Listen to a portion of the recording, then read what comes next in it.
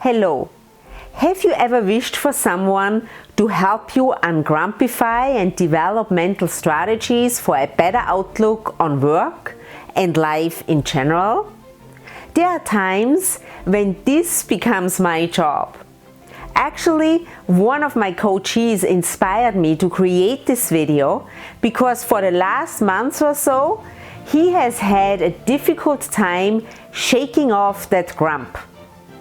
He thanks me for being patient, but he's also annoyed with me because I tell him things that he doesn't necessarily want to hear but needs to hear. If you are grumpy with yourself and the rest of the world for that matter, I have a very simple strategy for you. I want you to shift from grumpiness to gratitude. And here are a few ideas. Create mindful moments.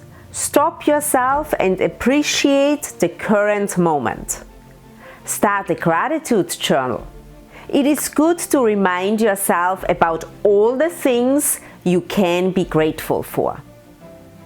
Write a gratitude card. Make the time to write what you appreciate about a person and mail it, put it on their desk or give it to them. Count your blessings. There are so many things we take for granted when we have them. Go for a gratitude walk. Take the time to appreciate the beauty around you. Maybe it is time.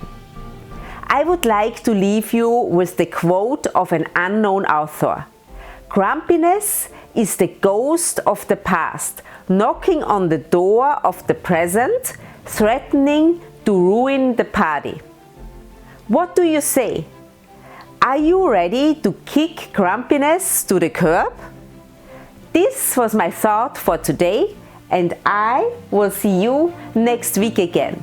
Until then, be happy, be healthy, and be at your best.